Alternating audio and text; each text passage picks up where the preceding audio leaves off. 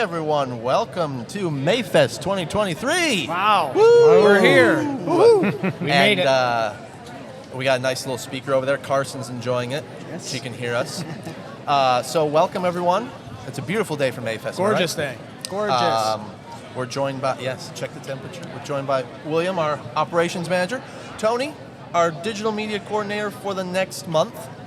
So if you're interested in that kind of field, you could apply with William. Yes. And to kick it off, Mr. Harrington from the Chamber. How are you? Welcome everybody. Welcome. So we wanted to say hello, but we also want to hear from the Chamber. You guys have had some cool things recently. Homebrew. I'll let you talk about that. And then things coming up. So how was Homebrew this year? Homebrew was fantastic. I guess we'll start there. Yeah. So I think the big news is another successful, our 13th actual. Lucky number 13. Started a little gray, but ended up sunny and Lucky. bright, so we're super happy about that. And we'll make a plug. No summer homebrew this year. Because it's too darn hot. Well, and also, what do you have coming in store? Yes. So we decided to pivot to our favorite season, especially here in Vermont. We are having a fall homebrew fest. So think bonfires and cider and apple cider donuts and all those great things. I'm there. I'm there. So tickets are available now on Eventbrite and also vthombrewfest.com, and the date is October 7th. October 7th, first Saturday of October. Absolutely. And the long weekend, the Indigenous And the Peoples long- Columbus Day Absolutely. weekend. So, And see you, same location as spring, so see you at the same spot. Yep. And early bird tickets right now, so hop on and grab some tickets. Excellent. So, Excellent. Yes. And Otherwise, Mike, I mean, one, we love to kick off the festival season with Mayfest, and we couldn't ask for a better weather. Not only, some of the things that are taken into consideration, and this is really the BBC's Better Bennington Corporation's gig.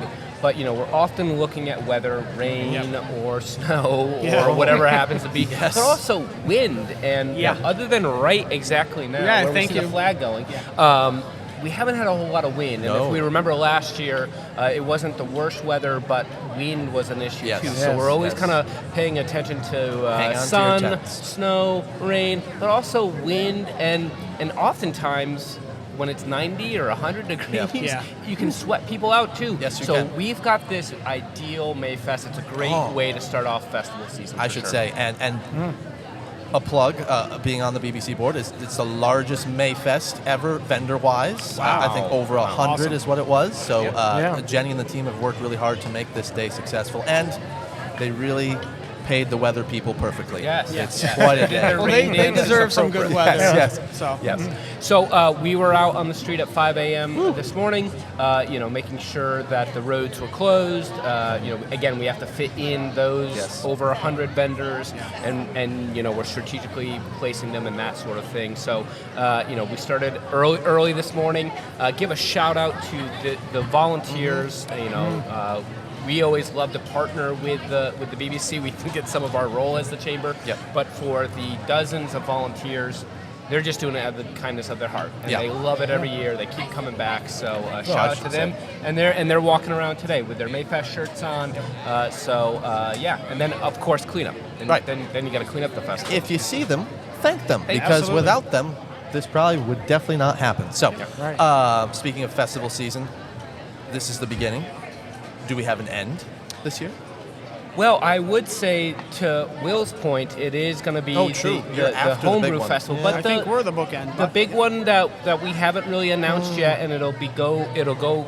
Maybe I'll say semi-public on Monday, but we're going to give you a sneak peek today. Right now, will be Garlic Town 2023. So. We've got some interesting things in store, a little bit, similar to downtown. That's how we like to brand the Garlic Town portion of it. If we ever go back to a field, it'll probably be Garlic Fest again. Right now, it's Garlic Town. We know that Camelot was purchased. We've had good conversations with Michelle so far. Good. But we want to let her get her feet underneath her. She's got a lot to handle up there at Camelot.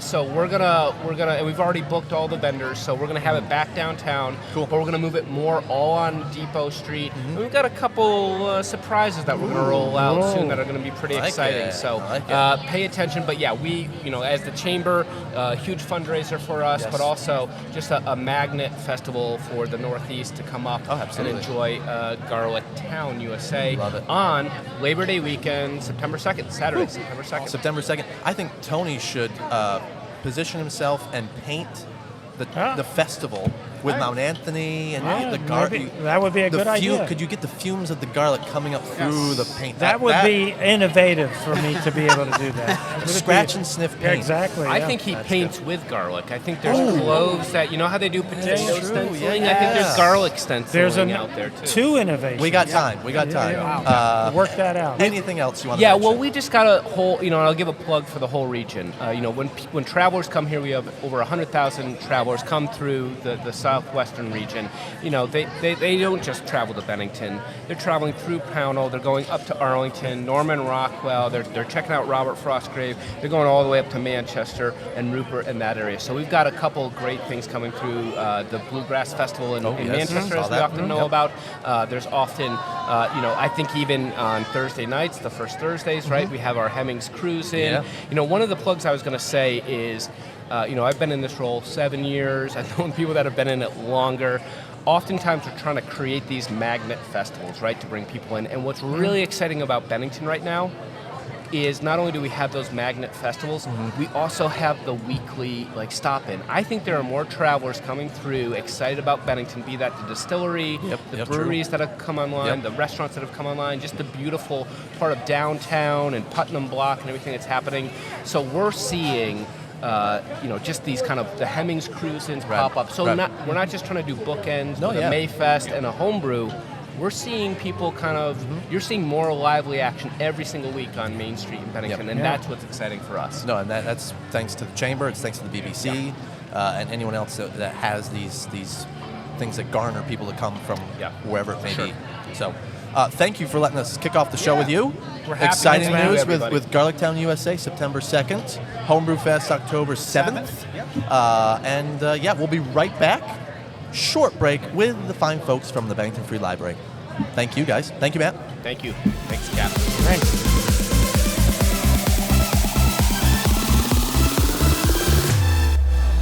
All right, and we're back.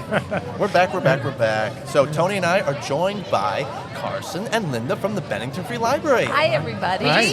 Hopped right in. You're here. You were here before Matt. You were on time, way before on time. So we appreciate that.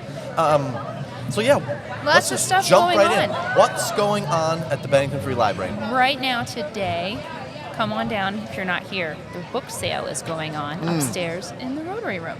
Excellent. And there's still some books left, so you too can come down. There's a lot of book sales on support Main the Street. library. Buy a That's book. great. Yeah. I like That's it. today until 4. I've already bought my books. They're right over there. Tony- They're over there on the table. I should have brought Well done. Thank you. Yeah. Thank you. Every little bit counts. Everything counts. Ongoing still. We started this in April. We have our survey. We do have paper Jim's gonna surveys, zoom I'll in tell here. you. Nice. But there's a nice QR code, and we really would appreciate feedback. We like all kinds of feedback. You can tell us if something isn't working, is working, You need to what hear the should we good do and the bad. differently? Yeah. We like a good survey. Responses have been a little slow, so I'm plugging it here. All right. Please Good. do. You can win Excellent. prizes. Yay! So if you take, 5 minutes of your time, you could Less. win It's a like prize. 6 questions. 6 questions. There's a nice Is it- certificate to the country club up for. Ooh, how about that? Just Okay. saying. I like it. Just saying. And Linda's going to Okay. take a turn. Give us I some news. am. And the newest news in the children's room is that Jonna Fredrickson has joined me as the other children's librarian, as a youth services librarian. So we're going to job share. New face. And she's a new face. That's awesome. I know. We're so excited. That is very She's cool. wonderful, and she brings some years of experience in children's services to the job, as well as, she's done a lot of other things. So, and she loves kids, and so we're so excited about that. We also, a week from today, have a chess tournament. And if you've been following some of the things that we do that are supported by the Children's Room, we've been sponsoring chess classes. They started in November, every I've other seen the Saturday. pictures online. Lots of people are attending this. That's great. Lots of kids from all over. Well, we thought as a culmination for the school year chess that we would hold a chess tournament. We already have 25 kids signed up. Wow, that's great. And it's going to, from all the area schools, even into Williamstown. So Hoosick Falls, that is next Saturday. It's a nice And go online and send me your info, and I'll sign you up too. Excellent. Email And obviously children? all range of chess abilities. All range of chess abilities, Cool. Great. from kindergartners through 7th graders. That's awesome. So, yes, and some of those kindergartners are really good. I bet. Way better than me. We are Monday, June 5th. It will be our last bilingual story time in this series. And Lisette Marchignani has been teaching us Spanish. So we have 2-year-olds through 6-year-olds. That's awesome. And grown-ups learning Spanish. Wow. So that's our last in the series. Muy bueno. All right, there's mine. And Carson's going to talk about summer reading. Yes. Summer stuff going on. So we are, mostly the adults are kind of working out of Vermont Reads this year. Now, Vermont Reads, you've probably all heard, the year of Vermont Reads ends June 30th, 2023, and then the new book begins July. So we are finishing the year, and we are participating in Vermont Reads, and the title is The Most Costly Journey. Here's Jim's There's pen the in, little like pen in, it. so you Nice. can all, these books are available free, I can talk. Yes. Free through the Vermont Humanities, and we will have copies. We have copies now, but come in Tuesday. It's a little busy with the book sale, so come in starting Tuesday. This is a collection of stories of migrant farm workers in Vermont, drawn by New England cartoonists. So it's a really, I won't. Okay, I will. Yeah. Oh, I very will cool. go Wow. there. There's pictures. It's so much That's more great. interesting than looking at me while I'm talking. So Vermont Reads is like a one book, community. Everybody, the book, and you get And a the free bookmark. bookmark, and you get a free Alright. bookmark. So we have copies. This is the English language version. I also do want to say that we got some Spanish language copies, which is really great. Also, we have a few of Excellent. these. And so we do a few activities around this. We're doing a comic journaling workshop for adults and older teens. That's Saturday, June 17th at 2:30.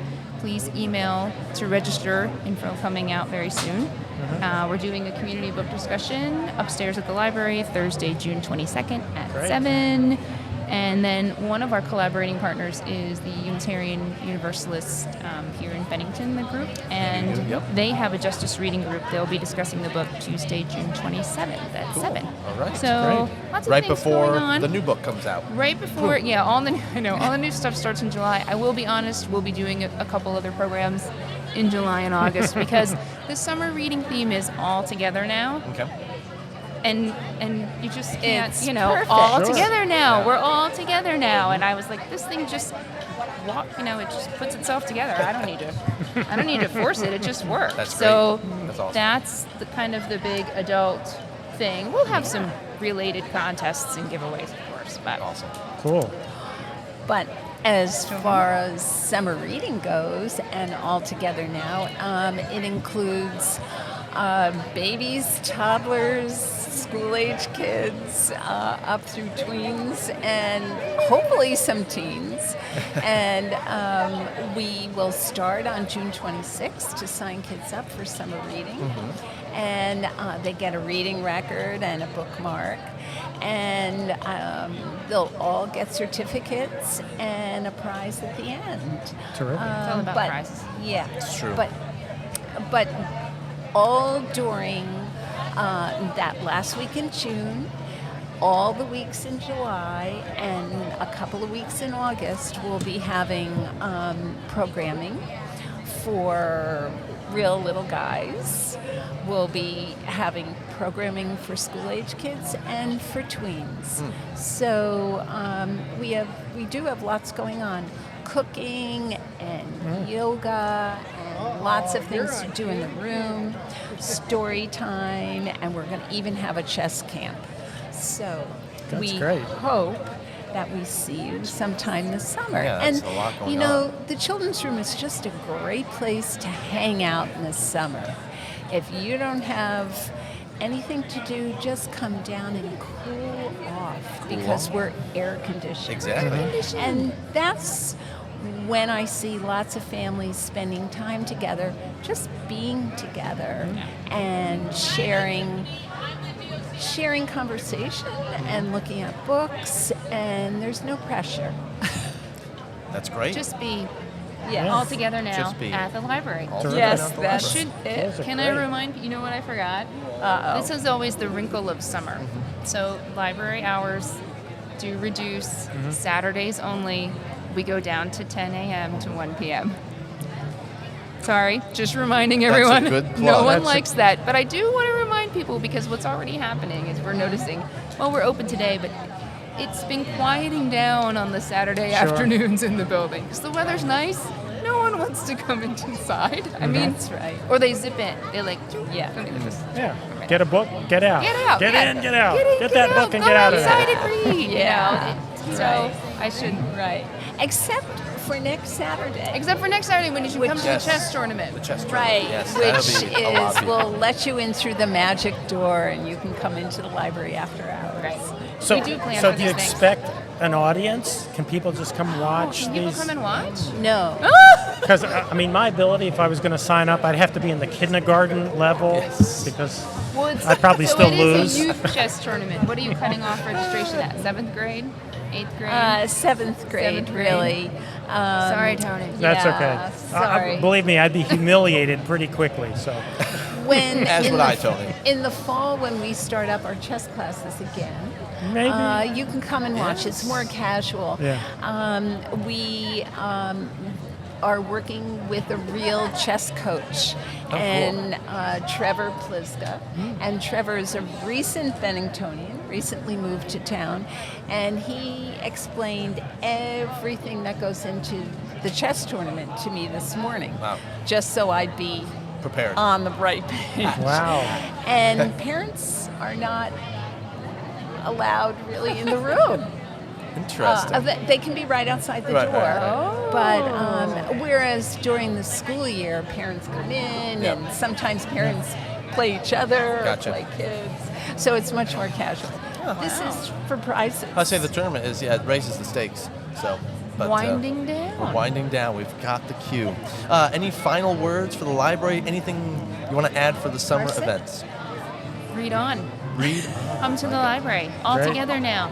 Come Stay and tuned. Come and say hi. And if we went over a myriad of information, can they Website, find us online? What is that? BenningtonFreeLibrary.org or our Facebook page. Right. It's my voice on the phone message. That's why I fell right into that. BenningtonFreeLibrary.org or our Facebook page, 802-442-9051. Down the street. Or just come in the door. I'll Or turn the just come in stars the on door. for you. Corner of Main and Silver. Great. Well, thank you, Thanks, Carson. guys. Thank you, Linda, for coming Thank down. you. You're welcome. Thank Enjoy you, the Thanks rest for of coming. Mayfest. Thank you. Sure. Thank you. We'll be right back with a puppy. Oh, really? Mm-hmm. I love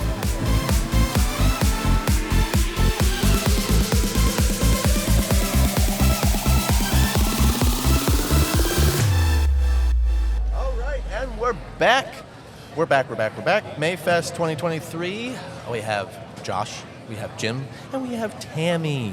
And Tammy's our special guest today, but we also have Hollis on the ground there. And we'll see if we can get a camera shot of her. She is... so, Tammy, why are you here with this lovely puppy? So this is my first time, but I am called a puppy raiser. I am raising this puppy to be a guide dog for the blind. That's great. The organization is Guiding Eyes for the Blind out of Yorktown, New York.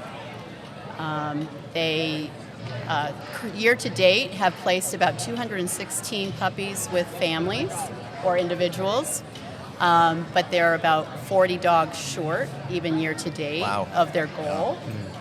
Hollis. Oh, we have another dog. We have another puppy. We have some, Oh, yes. we're 4 months, we're Yes. learning. They have about an 18-month waiting list if you're visually impaired. So it's really critical that these dogs get socialization, Yes. like today. Like today, a big- lots of experiences, Yes. and house manners. And she'll be with us for about a year and a half, and then she'll be tested. And if they feel that she, checks all the boxes, Right. she'll go into professional training to be a guide dog. That's great. Yeah. And you've been in our studio for a couple episodes, and we've seen her grow. Yes. Yeah. How's experiences going for you? It's really wonderful. Yeah. I think I've mentioned before the support of the organization is really key. I had her a few days when my brother said, let's go to the Red Sox game. And I said, well, I can't. I have a puppy. But I did because there was somebody locally that would babysit her, puppy sit her.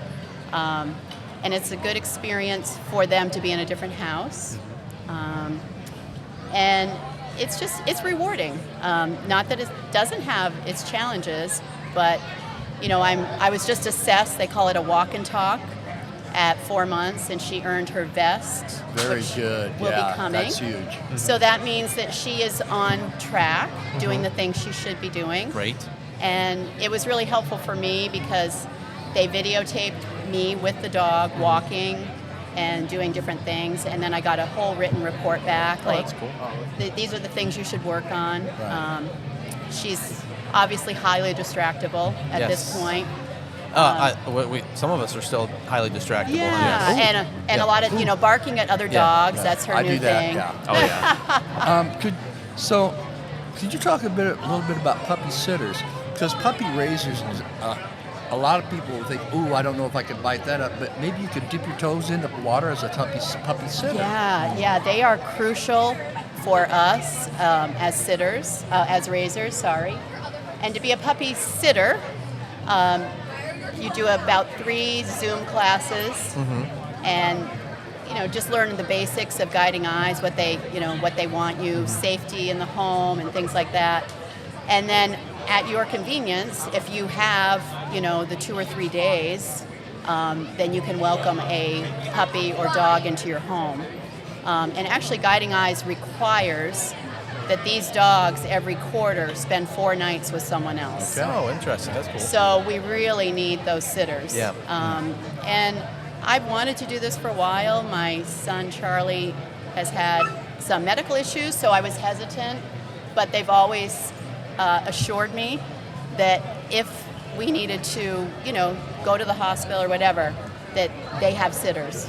Right. So I finally said, okay, I can do this, because you never know what tomorrow brings. Right.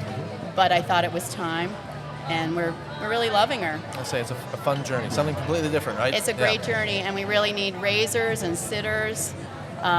Some people start puppies doing those first 8 weeks, and some people can't handle the puppy stage, so some people finish puppies. Okay, I'll take the dog once it's house trained, once it sleeps through the night. Right. I can't do that. So there's a lot of different avenues where we need help. It makes sense, actually. Yeah. So even if somebody takes a piece of something, Right. that would be great. Right. Oh, yeah, it takes the burden off at Yes. some point. So we hear all the need. Oh, we got a cable. We got it. Around the tail. Hollis wants Live to participate. TV, yes. She We're wants good. to wear the headphones. There you go. So you said there is a need. There is a need. So if people are watching, how could they get in touch with Guiding Eyes here locally? The best way is to go to guidingeyes.org. Okay. And then we are the southwestern Vermont region, and that will put you in touch with our director. Okay. We've got a temptation outside the Yeah. tent. We have Tara Schatz locally who has raised 11 dogs, and she is our Bennington support. And then we have Kate Gardner, who travels in the capital region and the southwest, and she does the training. She's amazing. And yes. she's amazing. Yes. So we have a lot of support, but they provide everything except for food. Okay, that's great. So all the vet care and everything like that. And they have their own vets that consult with the local vets, and it's just been really great. That's great. So Awesome. guidingeyes.org. Guiding Eyes for the Blind.org. Sorry, guidingeyesfortheblind.org. All right, great. Great. Awesome. Yep. And you can see didn't say anything. you can see the videos from being in the studio. We have them on the Cat TV YouTube page.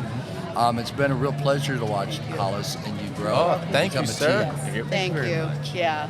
And hopefully she'll be back next time with her Yes. vest, and every month should be very better exciting. behavior. Yes. Oh, wow. Yes, so we look forward to having you back in June sometime in the studio, and Yep. thank you for. Thank we you. won't belabor anymore. Yeah. Hollis wants to get moving. Oh, so, yeah. Thanks for stopping by, Tammy. And Hollis. How do I get my vest? Yeah. We could talk about that later. You still got some training to do. Yeah, Okay. you got some training to do. It's All the right. distractions, Jim. Yeah. What? So, Thanks, guys. yes. Thank you. Thank you, Tammy. much, Heather. And we'll be right back Thank with the rescue squad. Thank you, everyone.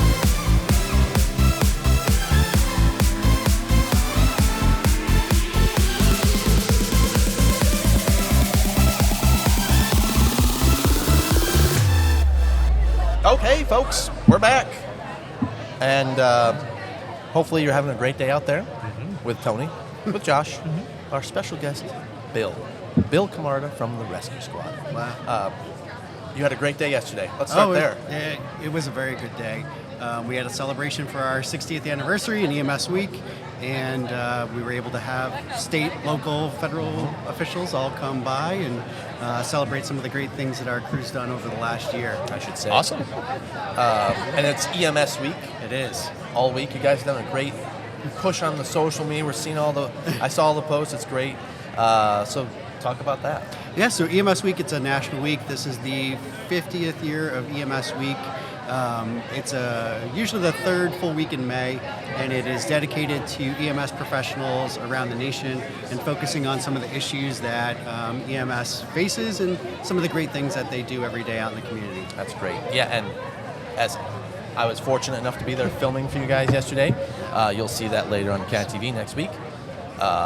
And it was very nice, and some stories were shared that were very moving. And clearly, yes, you guys are there in, as they said, in people's worst day of their lives. Yeah. You go to work and go through it. I'm not doing the justice right here, but I'll let you talk about that. Yeah, so it's a thing that a lot of people don't think about until you start to actually think about it, is that if we're there for somebody, it's not usually because they're having a wonderful day. Yes. It's usually one of the worst days of their lives when we're there. And that wears emotionally. We don't have any special soul callus that protects us from seeing that on a continuous basis. So it's important whenever we can to celebrate the work that everybody does in this field to make sure that they are appreciated and everybody knows the kind of sacrifices, even just on an emotional level, that they make every day. Yeah, no, absolutely, yeah. As they said yesterday, missed dinners, missed parties, missed important milestones because a call came in. Yeah. 24/7, 365. We don't get any holidays or weekends Yep. or nights Yep. off. You're either on duty or you're not. We try and minimize the amount of time people are on duty, and our base schedule is only either 3 or 4 days a week, just intentionally to make sure that people have time not to be at work. That makes sense. That's good. That would be You were going to say something. Did you have something? well, Yes. what occurred to me was, so your 60th anniversary, that would put 1963 when this was started. What happened before that? Who did someone call That's a good question. That's a great question. So there were a few agencies in surrounding communities that predated Bennington Rescue, like Pownell Rescue, Right. Town of Hoosick Rescue. It started a few years earlier, but before that it was mainly funeral homes. So funeral homes would do double duty because they have a... Don't really want to be calling the funeral home. That's why the old ambulances were Cadillacs, and they looked just like a hearse, except they were white instead of black. Yeah, well, that's one because thing. they already have the equipment to move somebody who's laying down Right. in the back of a hearse. Right. So they would respond to calls Oh, sometimes. interesting. Very interesting. You might have learned something new there at home. I did. Yeah, good question, Tony. Josh, I don't got no questions. you know what? Okay. He had the same question I had the did. same- Yeah, Yes. he stole mine. So you're sporting some great 60-year wear on your Yes, shirt. I got a yes. nice pin here that I got yesterday. Very nice. Anything more you're doing to celebrate 60 years? You said that yesterday. You're kicking it off. We're kicking it off, so we're still in the planning stages, but we'd like to have we have some community support from Mary Morrissey and some others in the community that would like to put together a special 60th anniversary event that's just to celebrate the 60th and make it also a fundraiser at the same time, because that's probably our biggest challenge besides people. Sure. Is making sure that we have enough money to pay people decently. Our EMTs start right now at $18.02 an hour. Wow. So you can make more than that working at Walmart at night. Yeah.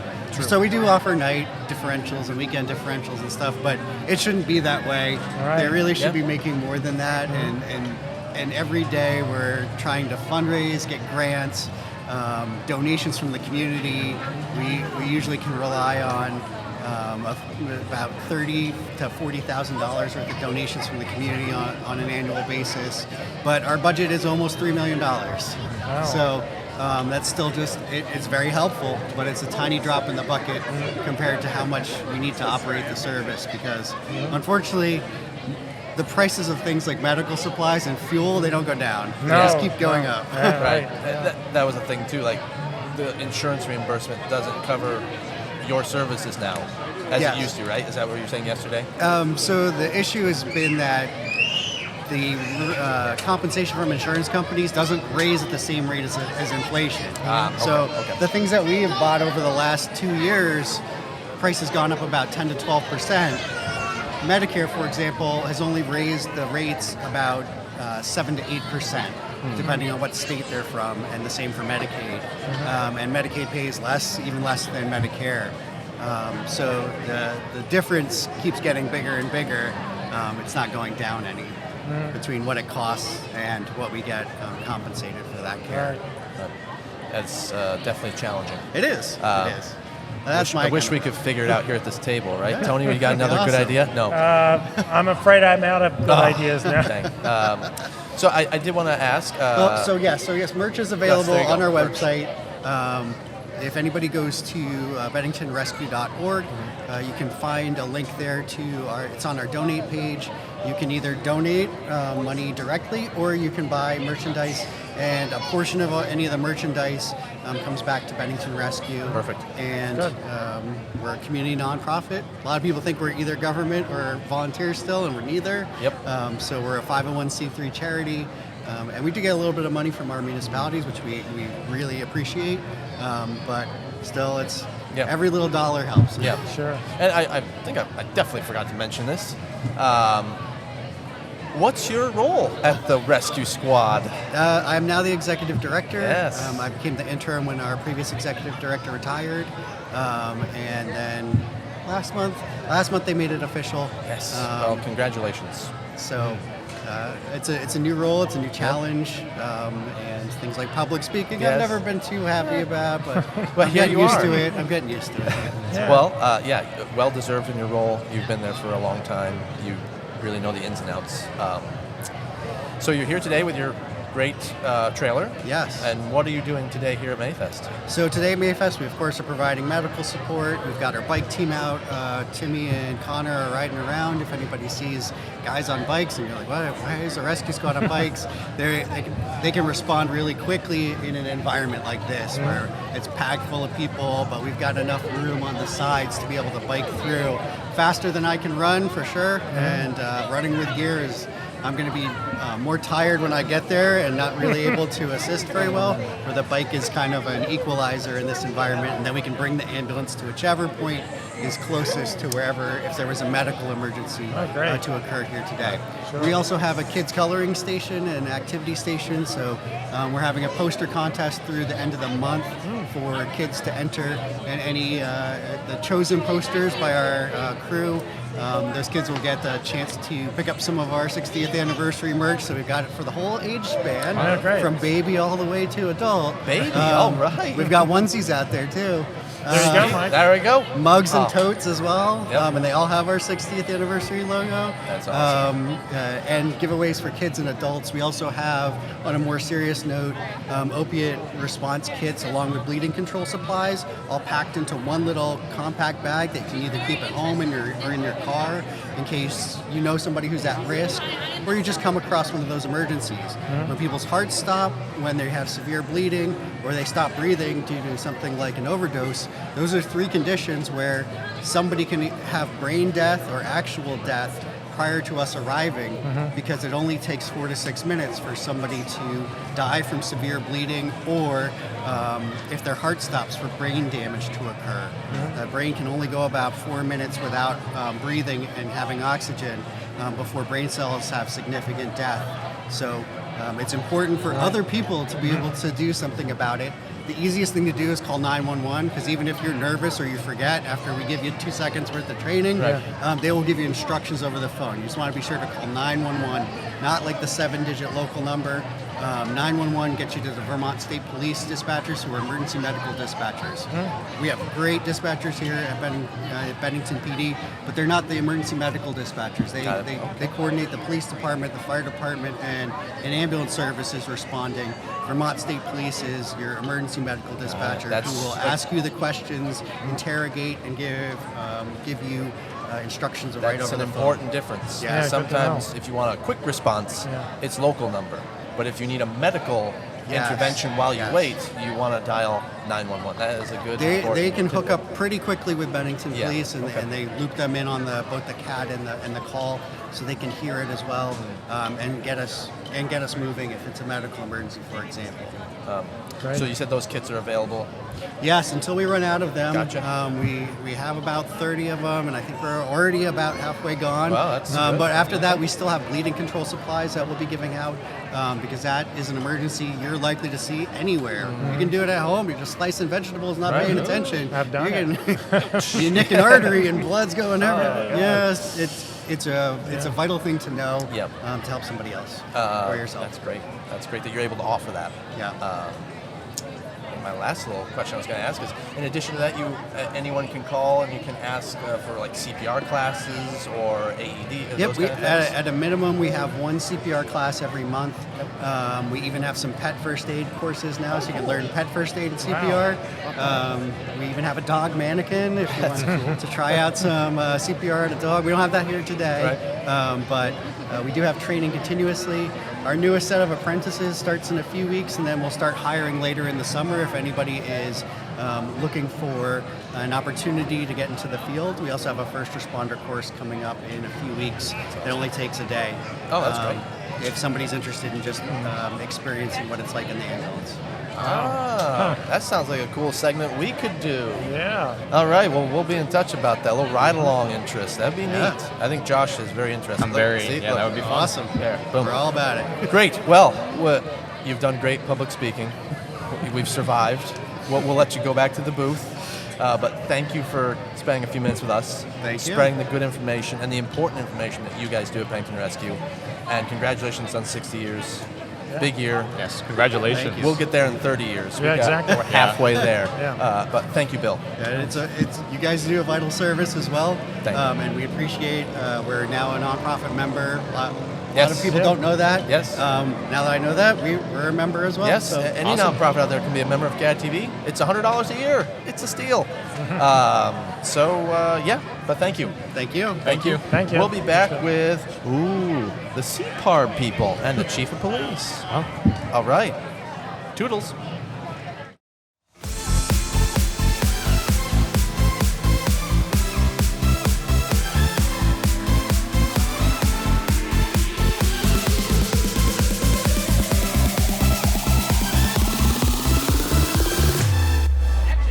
All right, and we're back.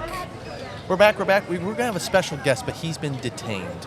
Special guest? Yeah, but we have two other important special guests with us. We have members of the CPAR board, which I'm going to ask you to spell that out. We have Will and we have Kelly. Welcome. Thank you for coming. Thank you. Thank you. And CPARB, let's just jump in. What does it stand for? Because I always mess it up. So So my name is Kelly Carroll, and I'm actually the chair of CPARB, which is the Community Policing Advisory Review Board. And this is Will Greer, and Will is the vice chair of the board. So I'm going to... Yeah, Excellent. so talking about how CPARB got started. So as Kelly said, we're a review board, and that started when the IACP report came out with the town. And they put a lot of work based on the recommendations that the IACP report put out to establish a review board. And so we got to work on that, and it's a year since we knew we were going to be a board, and I think we've been doing a great job since then. Yeah. Yes, we're glad that we're able to be there to cover it and document it for people to watch later, and we appreciate that, and both Jim serve and as a Josh. record. Yes. So it's a very important board. You guys have a pretty big thing coming up next month with the board. Yep, we do. And I just want to take a moment before we start talking about the listening session just to remind everybody of why we're here this weekend. Yes, this is Mayfest, but we'd also like to thank all of our military men and women who have paid the ultimate sacrifice and their families. And we thank all of our military currently serving, active, guards, and everyone for everything you've done for us, as well as all of the, I'd like to thank the law enforcement, all of our firemen and women, and all of our first responders and EMTs for everything they do to keep the community safe and what you do. So thank you. And yes, we do have a listening session coming up. This is going to be our first community event, and one of the goals that the select board had for us was to foster collaborative efforts between BPD and the community. So they have charged us with having a listening session, and it will be June 29th, Thursday, from 6 to 8 p.m. And Will, do you want to talk about the rest of the specifics? So we thought about how to increase participation at the listening session, and so we're going to have childcare. So for people that have children that want to be able to come, we'll be able to. And then we'll also have pizza and things for people to eat and enjoy, because it's right at dinner time. So we wanted to make sure we had enough, And most important, where will it be? It will be at the Bennington Firehouse at 130 River Street in the multi-purpose room. So you guys hold your meetings and where we the hold our select board regular meetings. Okay, good. And so if people are out there listening, they're going to want to come to this listening session. How can they participate? You're looking for feedback from the community? Right. I'll just speak on kind of the goal that we're trying to get out of it. And Kelly, correct me if I'm wrong, but I think that we're trying to figure out going forward for the September survey, kind of what we can get out and further, what we hear from people, further investigate kind of what, and review what they want. So that's kind of the long-term goal. But the short-term, like we said, is to foster the collaborative efforts between the community and the board and the police department. And I think doesn't it also then show some transparency with between what the board is doing and with the community? The community actually is being invited to be part of it. Yeah. We want to know what community policing means to the residents of Bennington. We want to know what your ideas are. We want you to share your experiences. We want you to provide input on what you think. There's a lot going on right now, and we want to hear what your thoughts are so we know what direction to go forward on and what to concentrate on within the scope of what the select board has charged us with. But we need to listen and we need to hear from you. I couldn't have said it any better. And for people who want to attend maybe your regular meetings, when do you regularly meet? You meet once a month, right? We meet on the third Thursday of every month at 6 p.m. in the Firehouse, third floor, multi-purpose room at 130 River Street. And we're very, very fortunate that CAT TV covers our meetings. They're also going to be covering the listening session, so thank you very much for that. And we also have a comment page on the town's website. So if you go to the townofbenningtonvermont.org and look under government, you'll see boards and commissions, and then you'll see the Community Policing Advisory Review Board, CPARB. And at the bottom of our page, there is a comment section. So if you have something that you want to say to us, you want to get something a message across and you can't make the listening session or you can't make our meetings, that's one way that you can communicate and get your voice out. Great, that's awesome. Yeah, want to make sure everyone has a chance to be heard. Any final thoughts for you guys? What do you want me to say? No, just we do encourage participation. Let us know what you think and if we're on the right path. We do have our next meeting is June 15th at 6 p.m. at the Firehouse. Then we have our listening session on June 29th. So please come down and join us and let us know, or give us some feedback on our webpage, or if you see one of us out and about. There's 6 of us on the board right now. So if you see us, please I see stop you two us. just about everywhere. Everywhere there's a meeting, I see one of you two. Yeah. I always like to say what's next. Yeah. So we've got this listening session, and one thing that we do want to do is take that information. We want to work towards survey questions for the town survey, but we're also looking at possibly doing a collaborative community policing forum in the fall. So we're hoping to get some input on that and some direction, and that's, like I said, this is our first event. And then our next events, hopefully we'll be able to get out into some of the community rooms around and interaction. But if you see one of us out and about, please stop us and give us your thoughts. Yeah, I do know. I want to thank you for you guys' service. It's a tough task. There's a lot of work behind the scenes involved in it. I know a lot of reading, a lot of research. You guys are doing a great job. Thank you. Yep. No. Well said, Jim. And so, double whammy next month for you guys. June 15th, regular meeting, and getting the word out about the listening session, June 29th. It's a Thursday. Mark your calendar. We're 6 live for that, p.m. You'll be right there. We'll be live. We'll be live from the Firehouse. And we'll have pizza for you. And pizza. Well, I'm there. And free childcare. Jim said, Not for you, but you could bring. Sometimes I got my Fisher Price computer right over there. You could bring your cat. I No, could I'm bring kidding. my cat. My cat's me. Yeah. Well, good. Well, thank you for coming. Thank you. And we're happy to let you be here and spread the word about these important things you guys are doing. So, thank you for so helping much. us get the word out. We appreciate it very much. Absolutely. No problem. Thank you. Enjoy the rest of your weekend and Mayfest. And we'll be right back. Thank you. Thank you. Thanks. It's got candy.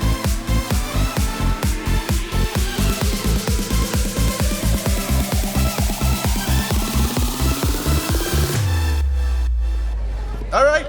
We are back. Larry King here. Yes. No, I'm kidding. So we're back. This is a fun one here, too. So, Will, good to see you. Thank you. I'm back. We have great guests here of Kaya and Kevin from the Bennington Performing Arts Center. Exciting. And I'm just going to kick right in. We've had a little shakeup at BPAC, let's call it that for what it is. Kevin is the new executive director, so welcome. Thank you. And for people out there who don't know, where did Kevin come from? Mike, nice to see you again. Thank you. My background has been in pro sports teams and then performing arts centers and kind of large ones around the country. But I grew up in the Berkshires, and I'm back here, and the opportunity came to come right in my backyard and try to repair a beautiful theater here. That's great. That's great. And you've been here since? Just about 2.5 months now. Great. Yeah. Wow. You've hit the ground running. And Kaya. Hi, Mike. How are you? I'm good. How are you? People see you around town. You're very involved. And at the bookshop, I have to say it. Yes. When did you join BPAC? Oh, gosh. Last summer I worked on the last Old Castle season. Oh, that's right. But I joined in my role officially now probably 3 months ago, right around the time. Okay. And you are, what is your role? That's a great question. My title is production manager, but I wear many different hats. Mine too. That's great. All right. So we wanted to have you guys on, so thank you. We wanted to hear what's in store for BPAC. A lot of things happening. People might be sad to hear things. Some things are not happening this summer. But I'll let you dive right in. Yeah, Mike, I came on board and Old Castle has a great history. It was a theater troupe since the early 70s, located in a number of locations around town. Then when they found this beautiful theater and turned it into a theater on Main Street, it became the home for Old Castle Theater as well as the Bennington Community Theater Group. And so it was absolutely wonderful. the end of last year, there were some staff changes and people just left the organization and left for some new opportunities to come about. And my background is a little bit different than being solely an actor like yourself and professional in that aspect. And so mine more business. And so I look at the opportunity of theater to host a variety of events. This beautiful day here shows you that what a great event will bring to downtown. And if we can bring in about 120 events each year, variety of plays, musicals, children's shows, comedy shows, acoustic bands, a variety of elements. It'll bring in all of Bennington, and that's what the goal is. And I'm going to answer your other question when you said who Kai is. Kai is the most important person in the building. I can come up with some crazy ideas from the past, but Kaya has to make them all happen. Exactly. So she's the one that's the number one in the organization. The multi-tool of everything. Yes. Can do everything. That's great. Yes. Well, that's exciting to hear. Yeah. So I'm sort of new to it, but I always thought that venue in particular suited itself well for lots of events. So not just a season of events or 2 seasons. It's just continually, and like you said, bringing in music and all these different diverse acts. I'm super excited about it. It's something we don't have here in Bennington. And I think it's going to be great. And obviously, your friends here at CAT will help, promote it and probably cover a lot of those things. But yeah, where can folks go? Can they go someplace to see what's coming up? Do you have a schedule, a calendar, something like that? Well, that's a great question. And right now, we're in a real deep planning session. Gotcha. And so we're prepared to make some announcements of our rebrand, our relaunch, coming in just a few weeks. Awesome. And so and you already got a sneak peek of the variety because I haven't even shared that with look many at that. people. Hey, as all far right. as- First one. Cutting edge. Yeah, because it is, it has been a playhouse for the most part, Yep. but we have some great ideas and it's going to be Awesome. It's going to light up this, just like this event here. Yeah. We're going to have crowds every night. Do you have a launch? And again, I'm probably asking you questions that you haven't quite figured out yet, but you have something launching? Is it going to be a web launch? Is it going to be a... What are you thinking for the official launch for the information? There's a number of things, and I will be glad to share. You guys are the scoop, getting all the scoop information. Scoop. But we are planning a kind of a rebrand. Yep. So what's this building? What's its purpose? What's it going to be? So when that comes out, then we're going to explain it. Okay. And when we explain it, then we'll also have some tentative schedules as far as when the new season for the organization starts. Exciting. And, Very exciting. But like I said, the key person is Kai here. She really is, all I do is come and say, what if we do this? And she says, that's a good idea. And it's like, great, take it. Thank goodness. A Yes. lot of times I say no, that's not a good idea. That's true. The circus she didn't like. Elephants wouldn't fit in the building. You throw a bunch of things, you see what sticks. So. And honesty is important, Yes. right? So, but like you said, people can still look forward to some professional theater coming in. Yes. The community theater is very excited to have shows there.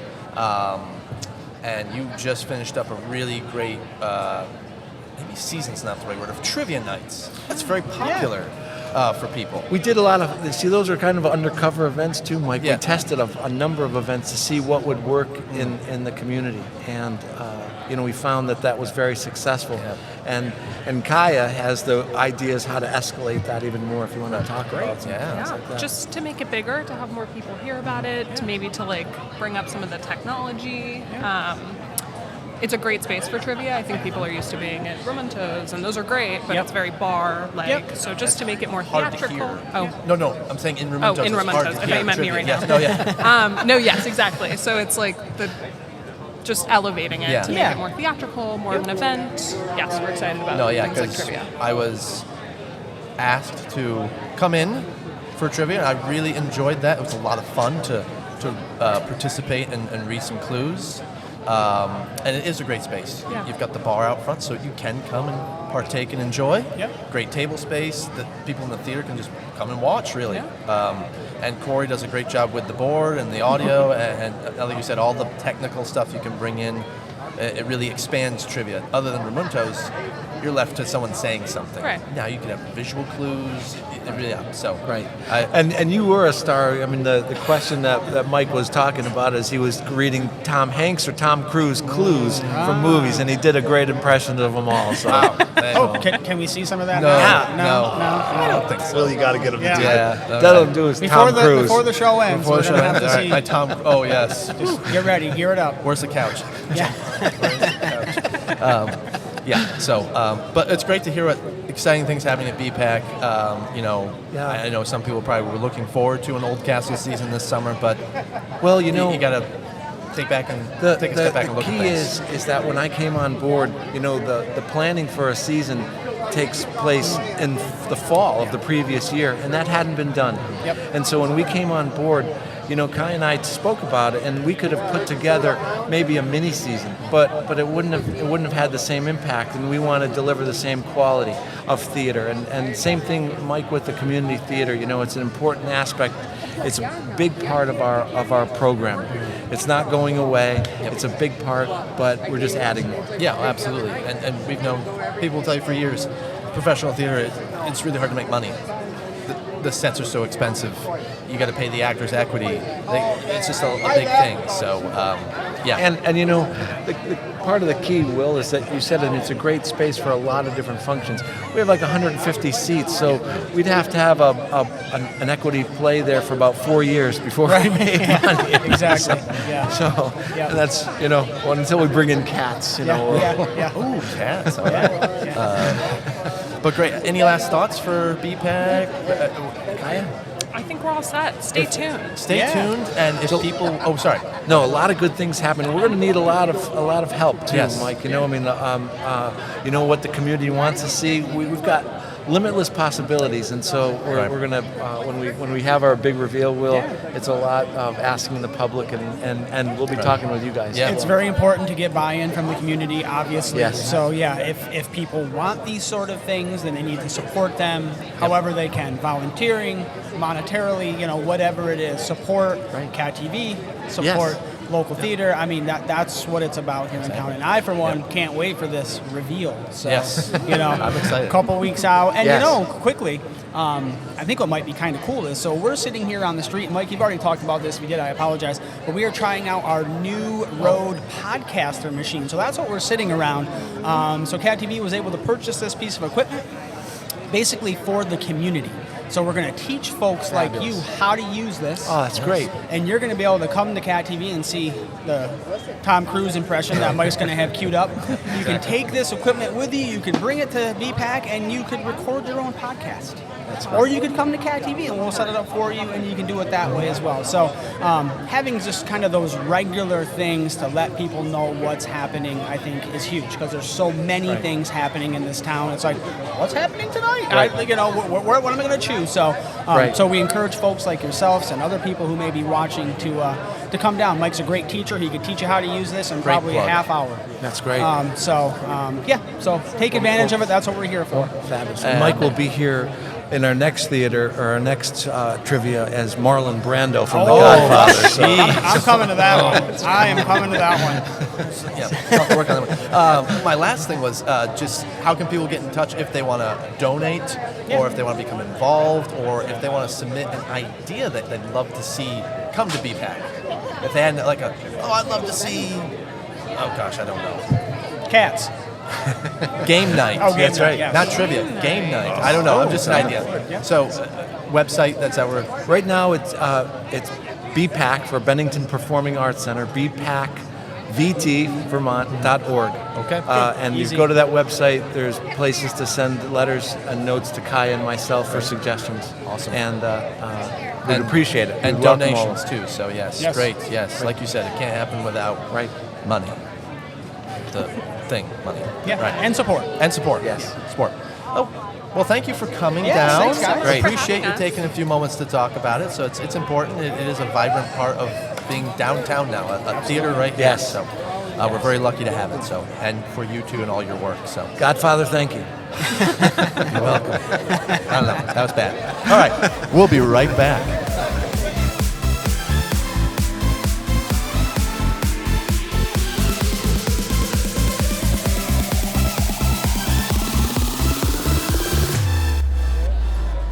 All right, we're back. We're back. We're back. Josh, good to see you. Hello. Good afternoon. We've traded our theater performing arts people for a different kind of arts. Martin, how are you? That's right. I am the director of the Bennington I was just going to Museum. say that. and You need to say thank it you for the before, yes. invitation, for coming out. What a beautiful day in Bennington. Yes. Beautiful day. It is picture perfect. It could be a picture in the museum. It's so It good. could. That's right. It could. So yeah, Martin from the museum, the new director. How would you say your last name? Mahoney. Mahoney. There we go.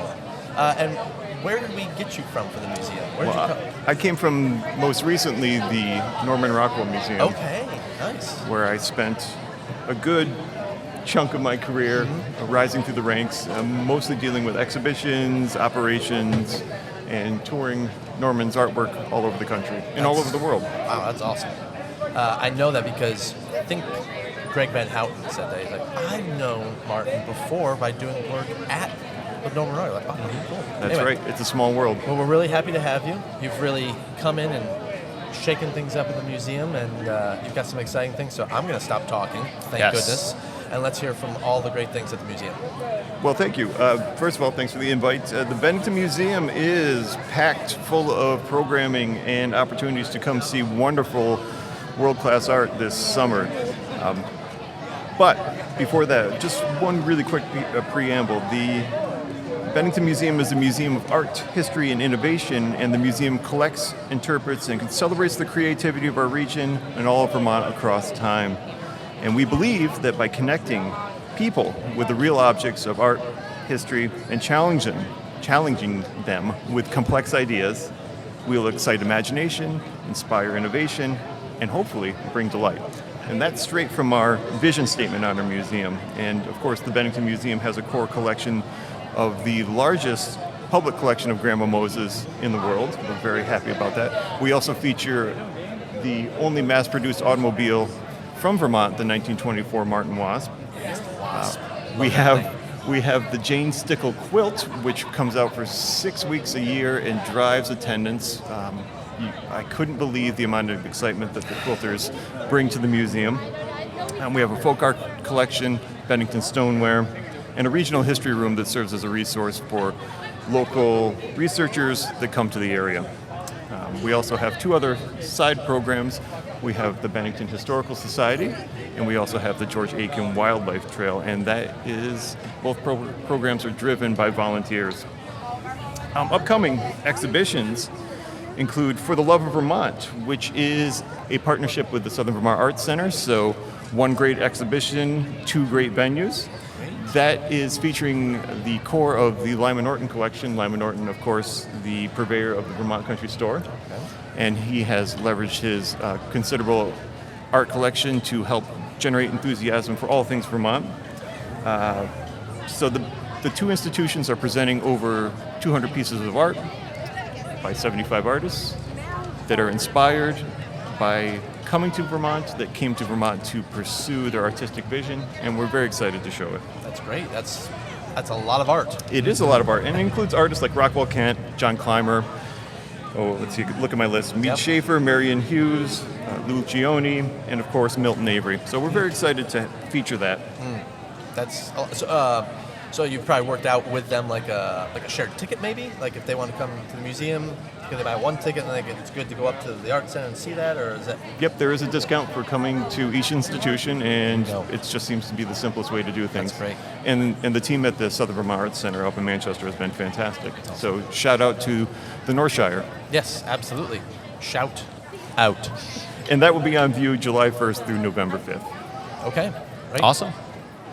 And if you're interested, come to the opening reception on July 15th from 4 to 6, and you'll get to meet the collector as well. We'll be there.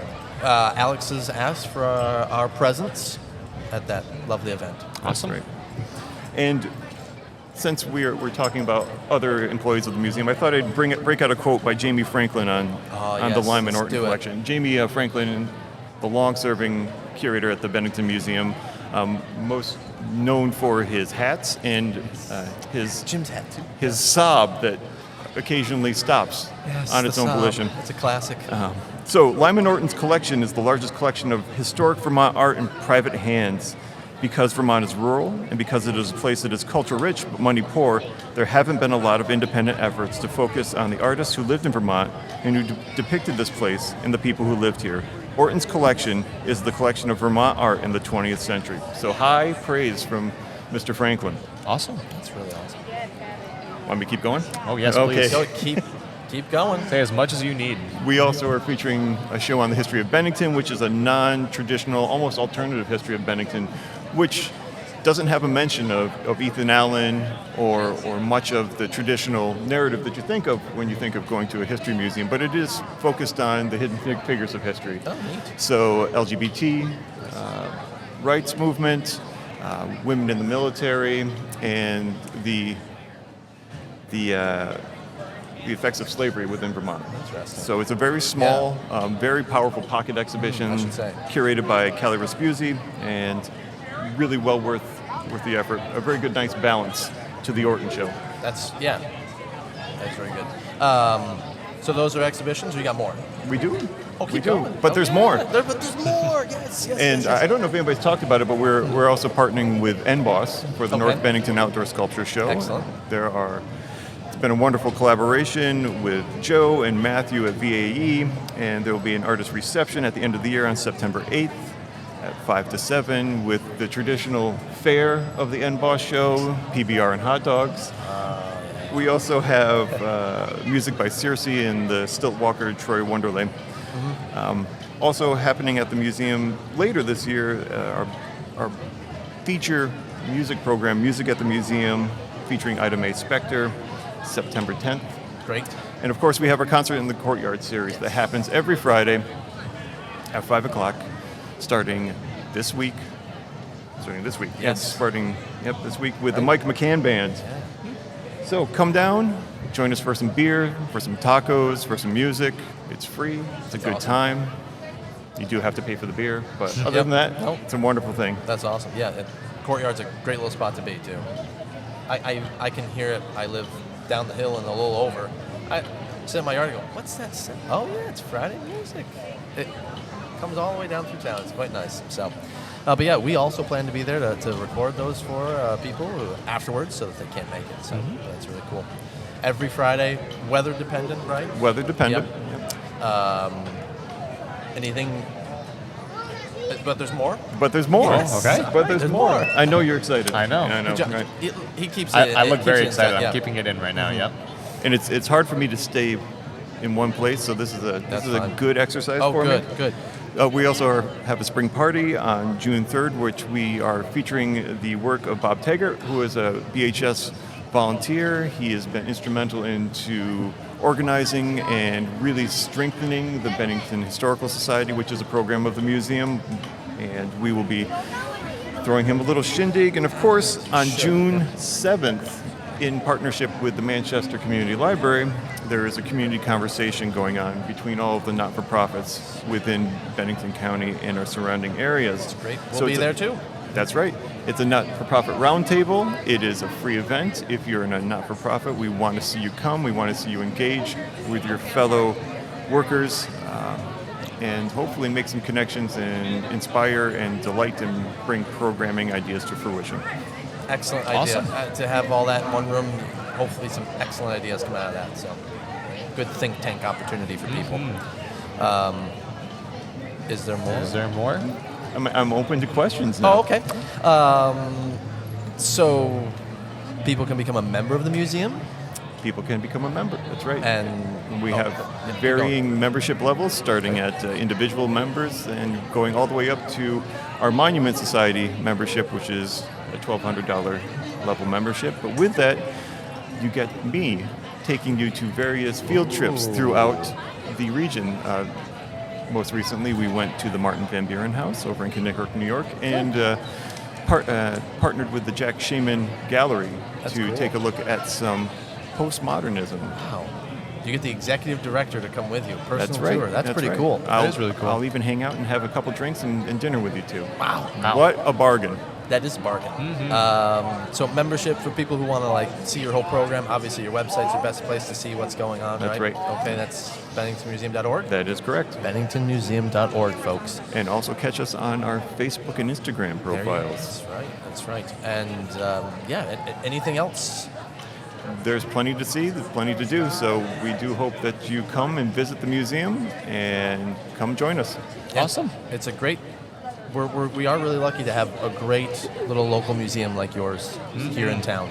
A lot of history, a lot of art, and a lot of events. A lot of events. Come out for some music. It's really cool. So, thank you for the opportunity. Martin, Appreciate your time. Thank you for coming, and we'll be right back. Hang tight. Hang tight.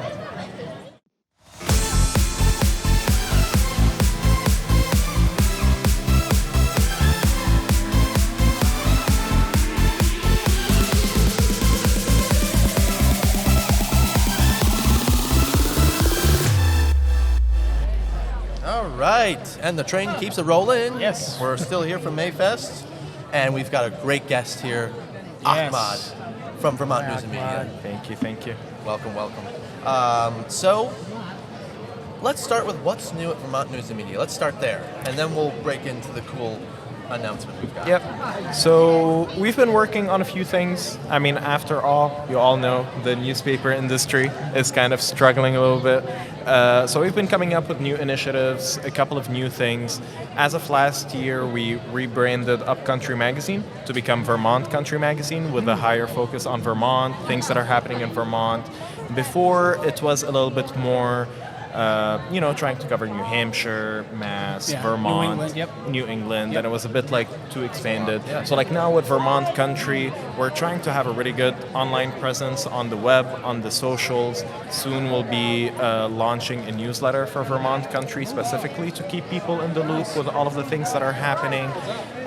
For the people that are not familiar, Vermont Country is a bi-monthly magazine that we put out, and it's really like our tourism guests and everyone from outside of Vermont front in a way. All of our subscribers are engaged with it. They get it by print, they get it by email, but it's also like what we put out to tell everyone from the outside about what's happening, and it's been great. It has become my passion project, mostly because I see all of the reporters from Bennington and Windham counties collaborate on fun content that is not newsy, not things that they have to newsy content versus more fun content. So that's been awesome. Other than that, we're planning a launch soon in the beginning of June, hopefully the first couple of weeks, where we're going to launch a new newsletter and web pages called Green Mountain. Green Mountain Vermont Cannabis News. So we're trying to have more of like an all-state coverage. We have really, really good partnerships and relationships with a group from Brattleboro that is going around North Vermont and Windham County to make video content, actually.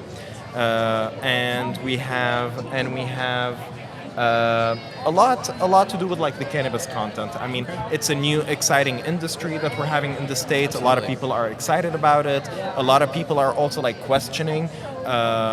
Not necessarily questioning, but the Cannabis Control Board are a great group of people. They're doing the best they could, but they always have people that are like, why aren't we getting our permits faster? And why aren't we getting this type of demand faster? And we believe that our newsletter is going to be a really good educational and also entertaining platform for everything related to cannabis, whether it's like, intimate interviews with dispensary owners to growers talking about their techniques to, of course, like covering all of the policy and industry updates that are happening.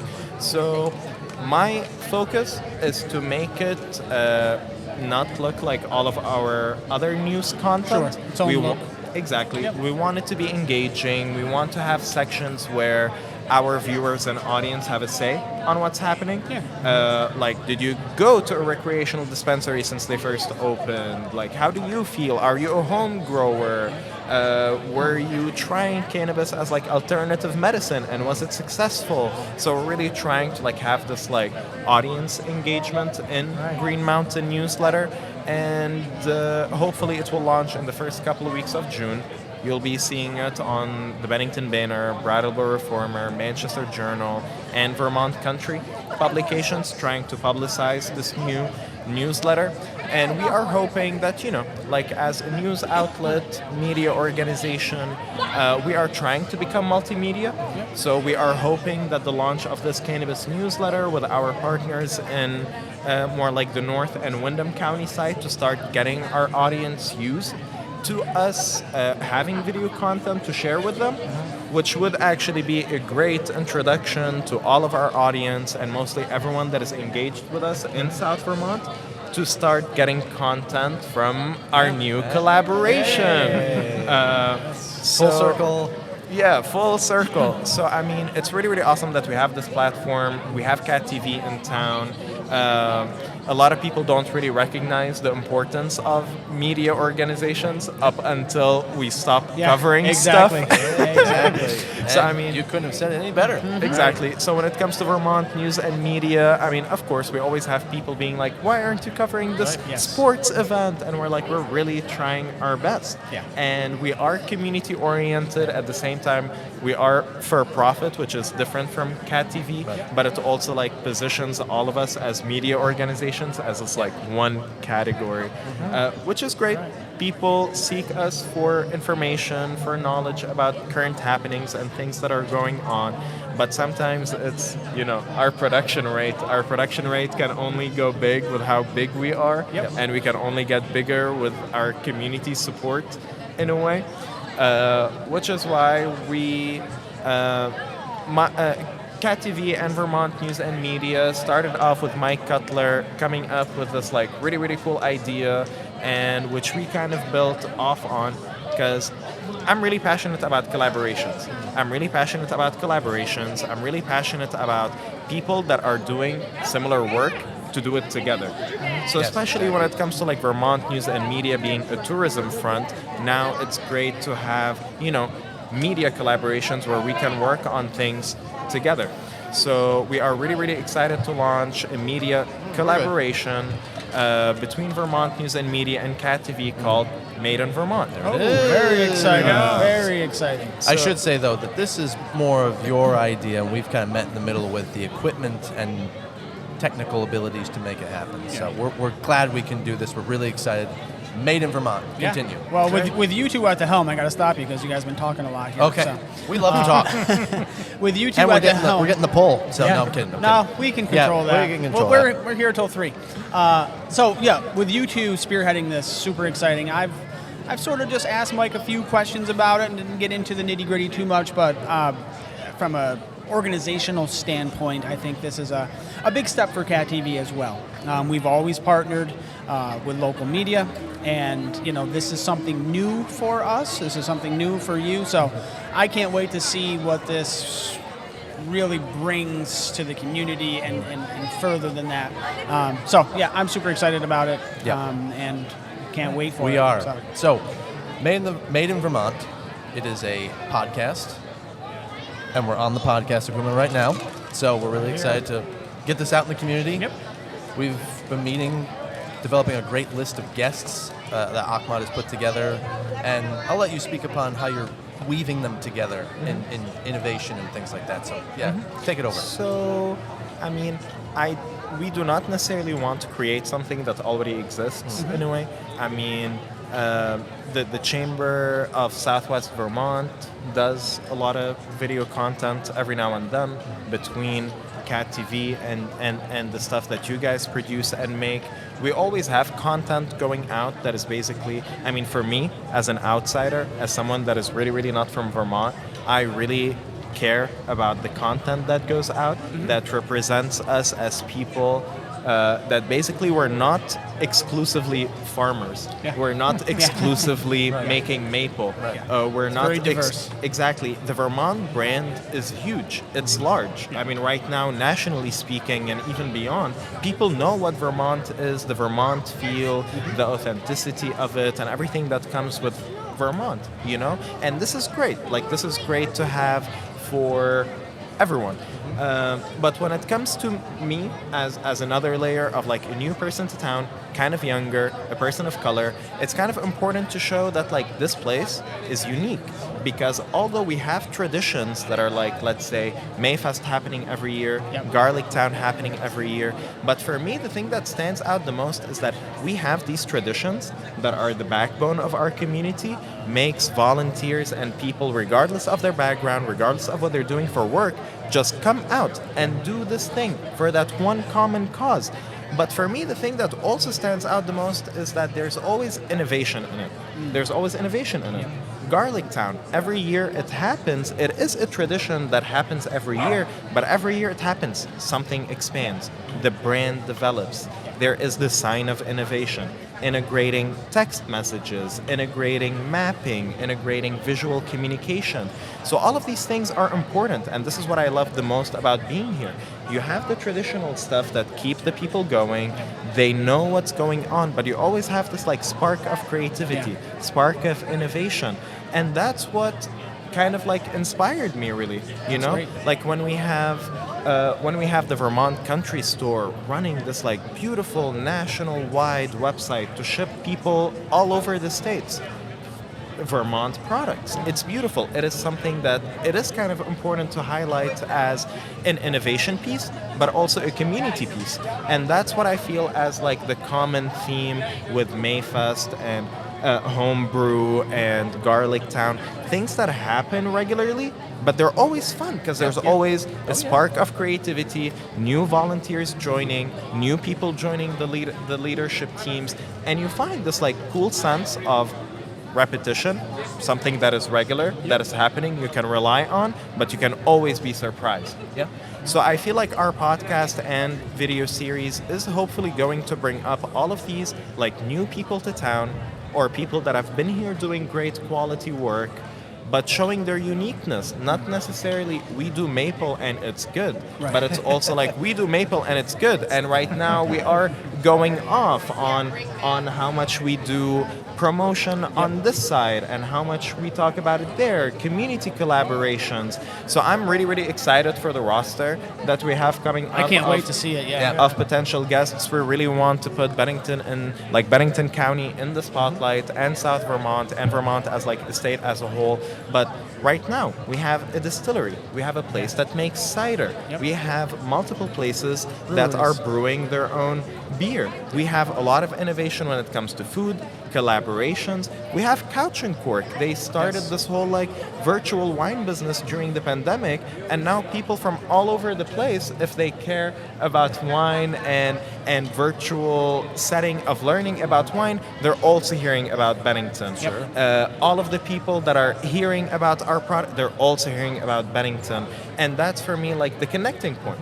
And once we put the faces to it, the voices to it, a nice media collaboration to make sure that it is expanded and it's reaching as many people as possible. And it will also be online, so it will live forever. So I love it. So is there going to be a video component to it as well? So you're going to not only obviously audio, but you're going to do video? So it'll be a thing that will launch with the banner. We're hopefully having the week of it will be June 25th. Will be our first episode. We're going to record as many as we can during the month of June. We've got, like you said, great innovation with different people in the community, not just Bennington, but the North Shire. Made in Vermont, we could hopefully expand to the state. But also we want to have profiles on people. So an example is Kevin was just here from BPAC. We want to find out more. How did Kevin come here and now he's running the local theater? Tell the story. Build the story out a little bit. Who is Kevin? That's the question. But we're really excited to have these different kind of avenues in the podcast and bring it on a platform of CAD TV visually and on Acast through the podcast platform. and through the banner and all of their avenues of advertising. and stuff like Absolutely. that, so. We're trying to approach this strategically in a really fun way also. So we're hoping that the frequency of this, like whether you like following podcasts, whether you like following videos, whether you like following written stuff, whether you like following social media, we're trying to do our best as two media organizations collaborating to really get the word out and get the videos out and get what people have to say, like the people that are sparing their time to share with us their story, share with us why do they like Vermont, why are they creating work in Vermont, to have their say in multiple platforms. So we're really hoping that on Sunday is going to be our day. Okay. Sunday is going to be our day for email. Yep. Where everyone that is subscribed to us is going to get it by email on Sunday. Between Monday and Tuesday in the beginning of the week, they will get it in an article form. Okay. And then for the other half of the week, between Wednesday, Thursday, and even Friday, we'll be flexible. Yep. They will be getting it on social media via Cat TV and specifically Vermont Country out of our publications. So we're trying to dedicate Cat TV's podcast hosting. Cat TV's channels will have the video element, and then we will carry all of this and do its distribution on Sunday via email, beginning of the week via an article by the banner and the journal, and then the remaining of the week via social media via Vermont Country Magazine. Love it. Great. Covering every Love it. avenue. Yeah, this is That's awesome. Yeah, you summed it up so well. I love it. It's, you can go and it's done. I don't want to put you guys on the spot, but any Uh. hints to maybe who the first guest may be? You don't have to tell the world, but We maybe have some a hints. few, but So when's it going to launch again? June 25th, which is a Sunday. That'll be Okay. that first week of. Okay. If you're subscribed, you'll get that whole Gotcha. week, and then it'll keep going Yep. from there. Do you want to share? I'll let you. Yeah, I mean we have a few ideas. We still like want to do like between like our vision as like media artists people and then like what ends up happening in reality. Oh, yeah. We don't want to overpromise. Sure. But I mean there are a few themes that we would like to have like from the start, whether they are inviting a few people that have actually been in Bennington for multiple generations that can reflect on their experience. Great. Another take could be people that came to Bennington, lived in Bennington for a while, left and came back, so they have this unique perspective of a little break in between their stay at Bennington. Like Mike mentioned, we have a few people to profile, but we might save that for a little bit. Sure. Because we really want to show it off as like, it's primarily a podcast. And just like now, you can have multiple people on it. It's a conversation. Yeah. It's really not us trying to cover news or Cat TV trying to cover a trustee meeting, basically. It's new content that we're putting out. It's different people, new people in the spotlight, and trying to prove, like, right now, what is making us unique. And what makes us unique from now might be different from what makes us unique next year. Absolutely. But that's absolutely what's going to make like documenting all of these people and all of the happenings and the new stuff that are happening will be in a good time. I'm excited. I think you hit the nail on the head without saying who. That's perfect. But yeah, almost like he's in media. I know. It's very interesting. But I would say the avenues of like the arts, the drink, the beverage world is huge. And it's going to farming, grow organically Yeah. as you guys go. You Yes. know, so Absolutely. you have a Yes. vision, but it's going to and as we hit morph. locally, it's like let's talk about Ben High. That's a big thing. Let's talk about Phase 2 that may be happening. So those kind of other development things of the region. The 250th Oh, yes, celebration oh, yes, of course. is coming out, and that's absolutely That's a gonna be great big segue to our one. next guest, but I don't want to push us out. So anything else you want to add, Ahmad? It's very exciting. No, I'm just like really exciting. I'm just really excited for everything that is coming up. I mean, I usually get like really hyped up over the summer because like I'm usually like working on a lot of marketing campaigns to promote like happenings like this and other events that are going on. But this year, like other than promoting, I mean, as much as I love it, like like always promoting homebrew, promoting Garlic Town, promoting all of Mayfest, Harvest Fest, and all of the things that are happening, and sort of being like on the back end marketing side. It's kind of fun that this year I'm excited over the launch of a few things that I'm actually involved in. Whether it's the cannabis newsletter, whether it's Made in Vermont, whether it's the other happenings that are going. Hopefully soon, like Vermont News and Media will be on LinkedIn. Hopefully soon we'll have like more newsletters curated for sports and curated for a few things. There you go. So that's been my mission, trying to get us more digital, trying to reduce our paper waste and production, trying to get people the information directly to them and not having to search for it. True. Yeah, that's a big one. Step by step, with more media collaborations and more fun happenings, we'll have more to cover and more to produce content on and more to feature and bring to everyone. That's awesome. That's perfect. Great conclusion. We're excited. So go follow Vermont News and Media on the socials. Get subscribed to the new newsletter for the cannabis section, and stay tuned for Made in Vermont, June 25th. You'll be seeing some promotions before that to subscribe and make sure you're following it. So, thank you, Tony. Do you want to say anything? I feel bad. No. He's just so engrossed. I took it all in. Yes. Just, And you know, you think I'm going to that's awesome. subscribe. Yes. And I'm just going to be waiting with bated breath for that first guest on June 25th. Exactly. So, great. Thank you, Akmal. Yes, thank you so much. That's very exciting. And the passion, the energy is so Absolutely. great. So, we'll be right back with something about 250th. Oh. Boom.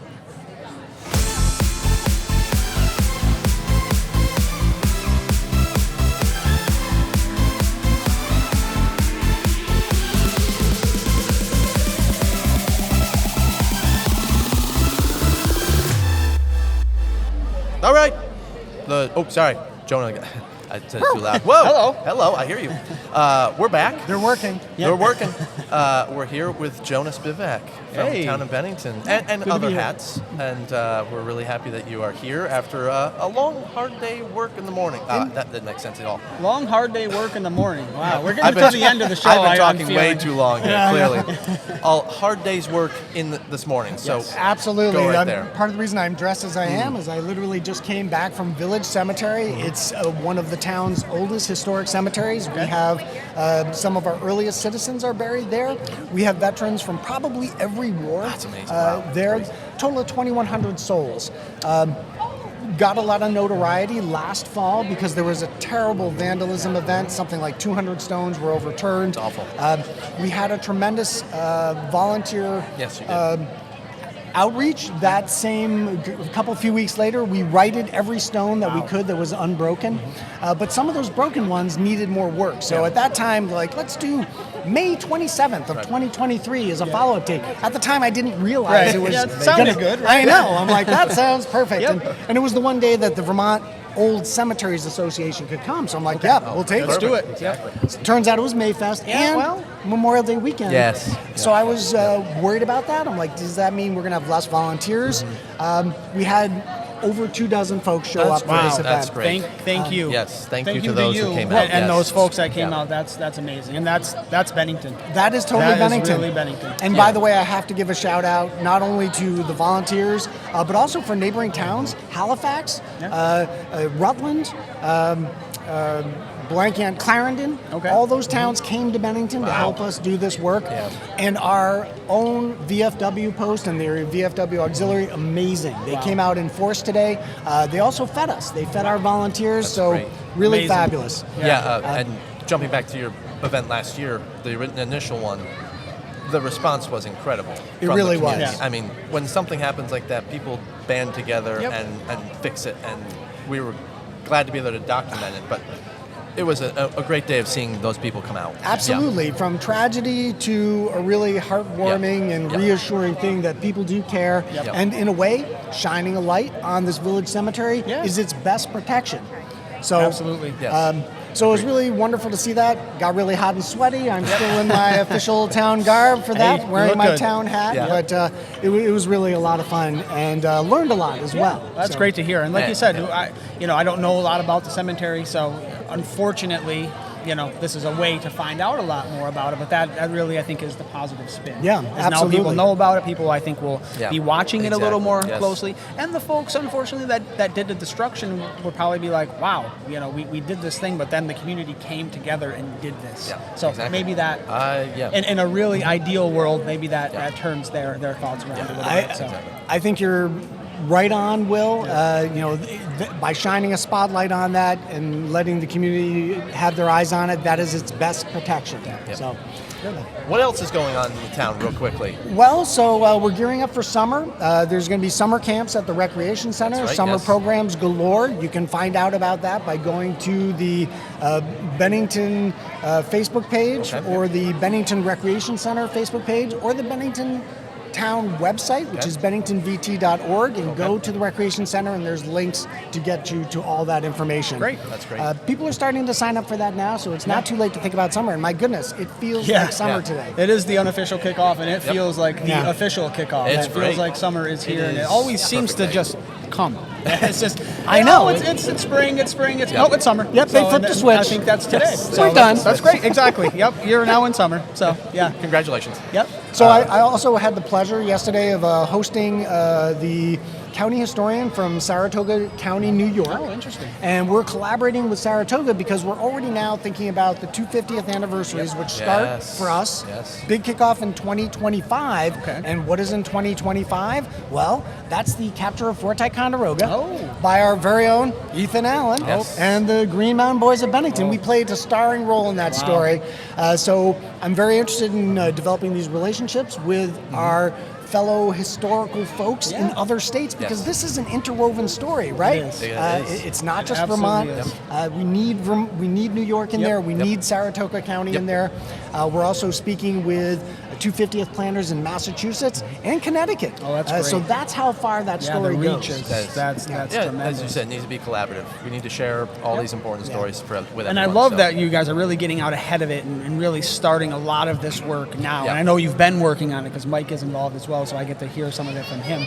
But yeah, we're like, oh, it's 2027, right? It's so far away. And then, it's here. So I'm glad that you guys are laying the groundwork and doing this now. So when 2027 comes, it's going to be quite the event. And that's really our culmination, right? That's Yeah. our signature year. Yep. That is the year of the Battle of Bennington Exactly. and the founding of Vermont. Of Yeah. course, the government of the newly founded republic was right here in Bennington.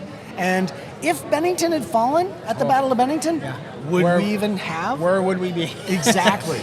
Probably maybe not on the street right now. We might be part of New York, actually. Yeah, well, that's true. Yeah, that is true. That is New true. York. Yeah. So we were literally born in the crucible of revolution, a really fun time for us. And by the way, history is with us every day. And I read this wonderful quote because I went to visit the please Bennington share. Museum, our regional museum. An incredible museum, and we take it for granted because we live here. Right. But if you haven't been to the museum lately, I highly recommend you go. So here's one of the things they talk about. They've got a nice little exhibit about Bennington right as you go in. It says, history does not refer merely or even principally to the past. On the contrary, the great force of history comes from the fact that we carry it within us, are unconsciously controlled by it in many ways, and history is literally present in all that we do. That's a quote by James Baldwin. Wow. That's very true. I was struck by that and honestly inspired by that. So to think that history is something that happened in the past is utterly ignoring the fact that it means everything about what we say, think, or do today.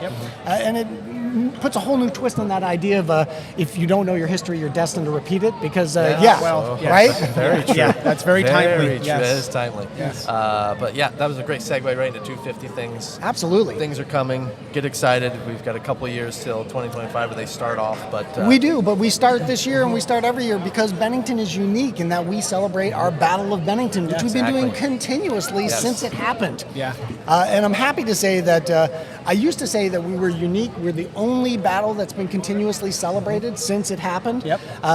But then I was at a 250th conference in Virginia, and some guys Wait a second, sir. what about the Battle of Camden in South Carolina? And I'm like, well, yes, but that happened in 1781. So that was we're still 4 the years. longest. Still the longest. Still got there you 4 go. years, yeah. So correct me if I'm wrong, is the 250 committee doing a podcast? So we have started doing that. And let's be clear, we have a Bennington 250th committee, which we've started actually last summer. And we've already come out with a few of these History Minute podcasts, just a little blurb, something about Bennington. And we'll be releasing those very shortly. We've got a couple in the pipeline. I've got a couple in the can they're called Revolutionary Minutes. Ooh, so love it. Kind of for people, think of like, was it Neil deGrasse Tyson's book of astrophysics for people in a hurry? It's kind of like it's kind of like that. Perfect. It's Revolutionary Minute. It's say a minute or two Yep. Of history, and you could grab it in just that little snippet of time. They'll be on Cat TV, they'll be on the podcast platform, which we'll share, and available on the new 250 website as well. So.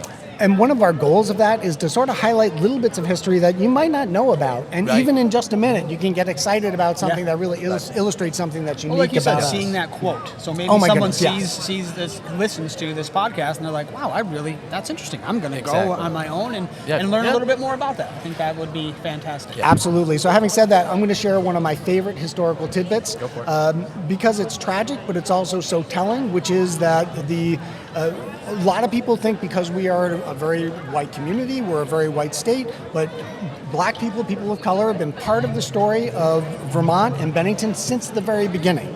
And at the Battle of Bennington, the one Green Mountain boy who lost their life in the battle fighting for Vermont and our country was a person of color. That was Sip Ives.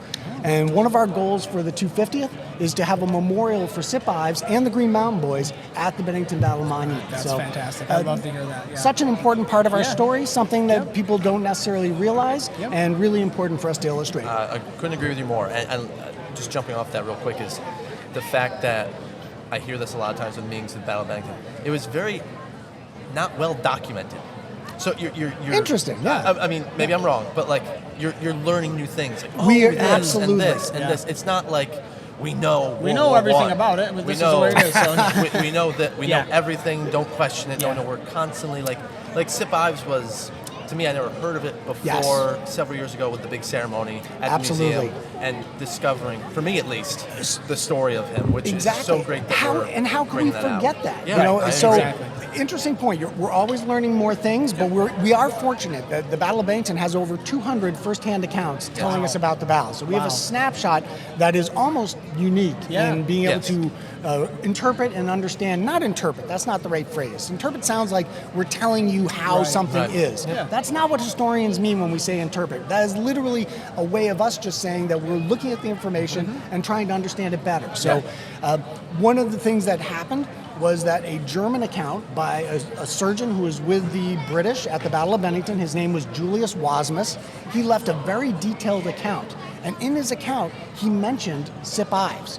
He didn't know his name, Yep. but he mentioned this Green Mountain boy, a person of color who had been killed at the battle. And that was that initial piece of information that set our local historian, Phil Holland, yes, Phil. on Which we know chasing well, that yeah. down. Yes. Yep. So Yep. again, you're right. Even though we have a lot of information, Yeah. we think we know a lot, there's always more to learn, There's always more to yeah, discover. ties and I different guess paths. and well documented isn't the right word. It is well documented from people who were there. I think it's people are like, oh, I wish we had this or that. Yeah. Anyway. Yeah, and you know, part of it is we also make mistakes, and then we have to correct them. exactly. And times change, and what people focus on changes. absolutely. And that's probably one of the biggest things about our hopes for the 250th, which is that, you know, okay, in 1776, with the Declaration of Independence, we created a country of ideals. And those ideals are still something that we're striving to realize. Right. And that's the most important message of the 250th is this is the great democratic experiment that is unfinished. Yep. Yeah. And it's up to all of us Yeah. together Yeah. to complete the promise of the revolution. Yeah. I think it's a great Perfect way, way to to- end it. yeah, Memorial Day couldn't say weekend. it any Wonderful. better. And thank you for having You're so me. This is welcome. wonderful to be We've- here. We've got the fine ladies from the BBC coming up just next, and they will sign us off for the day. But Jonah, thank Pleasure. you for being Thank here. you, Mike. Thank you, for Jonah, for Will. everything. It's always everything you good to do at see the you. town and It's a for the pleasure. 250 stuff. So stay tuned. We'll be right back.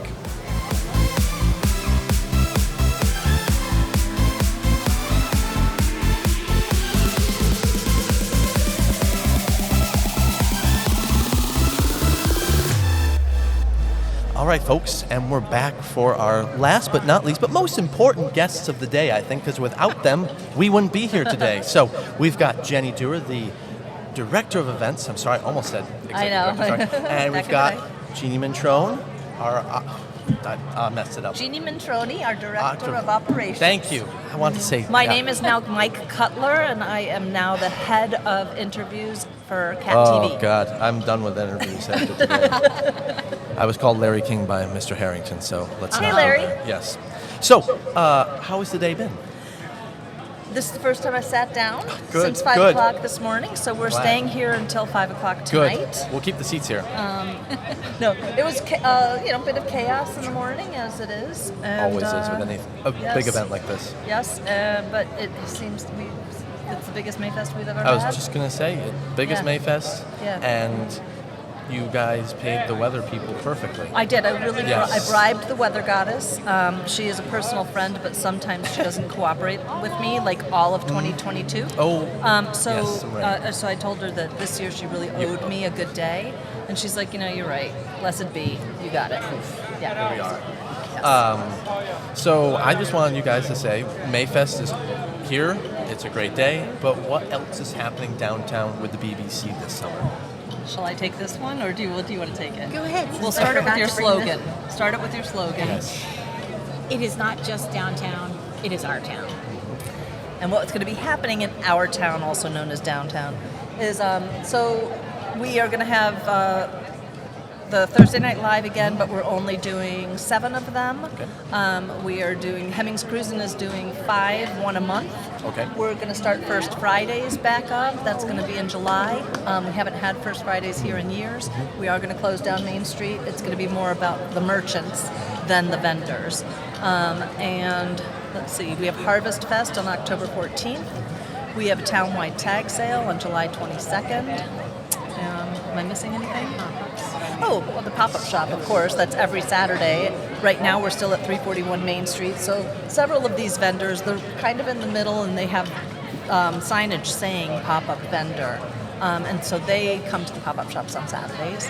And when that store gets a permanent tenant in it, then we'll just move to the next empty store and continue moving to empty stores, and then hopefully we have no more empty stores. That's right. That's the plan, I suppose. Yes. To do all these events, Go ahead. we need money. Shift it over. Yes. So I am working on sponsorships and hopefully social memberships of the BBC. Without that, we can't do anything, and with more sponsorships, we can do a lot more. So that is the plan. Yeah. For this one, we got an unexpected sponsorship, a very nice, generous one from a mailing that Jeannie did, and we are super grateful. Can I say who? Yeah. You can say who it was. Heritage Family Credit Union.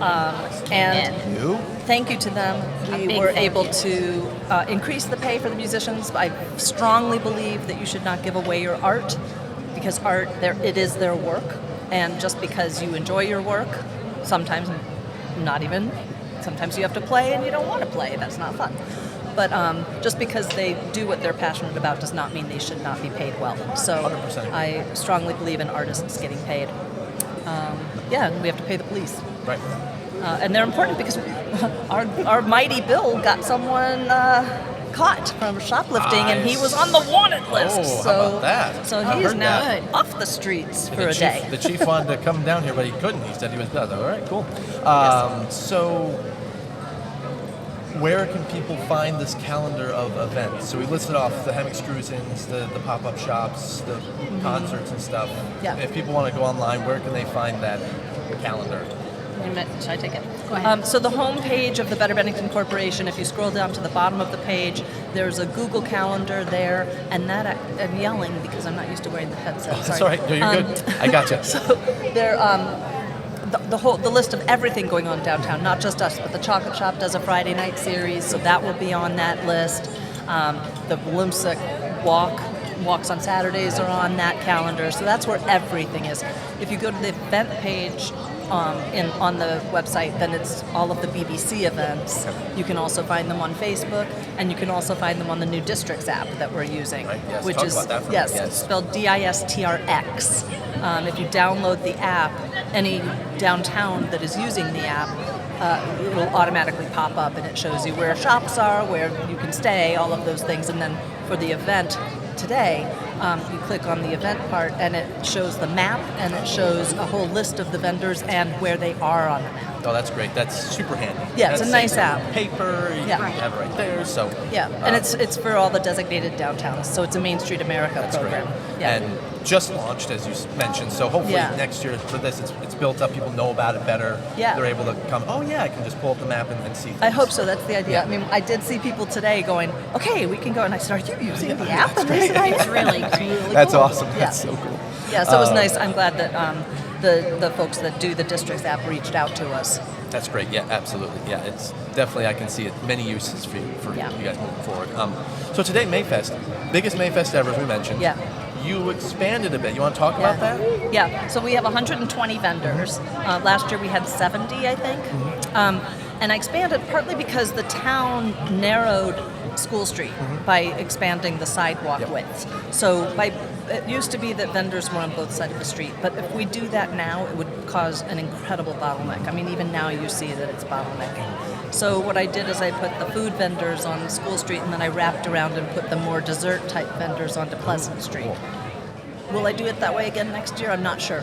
I'm tossing it around. But we also pushed things into the park, so I started young vendors. So this was for kids age 13 and under, and I had 8 young vendors.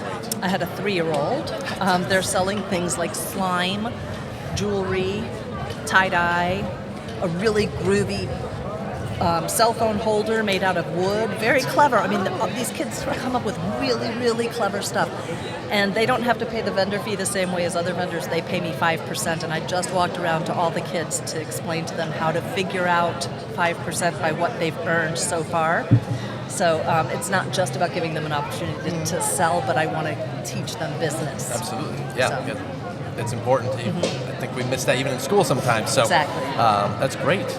Anything else we want to add? Well, I mean, Jeannie, this is an incredible new Yes, partnership. I was absolutely, the executive yes. director, Yes. and my board agreed that we should split this into 2 parts. Two positions. When I went to them and said, I want to keep doing all of these events, and we need to keep getting people downtown. And in order to not completely burn out and find me lying on the ground under a table, we should separate my job into 2, and we found the brilliant Jeannie Mantroni, who is taken over stuff like fundraising and so on. So I would love for you to share a little bit. Thank you for everything you just said. It's amazing to work with Jenny, who has so many great ideas. So I'm working on the sponsorships, like I said, and hopefully coming up with a new membership drive plan. I think the BBC is an amazing organization, and there's a lot of opportunity to do even more than we already are. One thing I wanted to mention is the kiosk at the corner does have a list of all of our events. Oh, great. Awesome. So when you're stopped there at the light, you can see what's going on. Also, we had other sponsors come in, not just Heritage, and I want to say thank you to all of them as well. Especially Leaf Guard and Yankee Home. Yeah. And they're on our sponsor boards, but you'll keep an eye out in the paper and you'll see everybody who stepped up.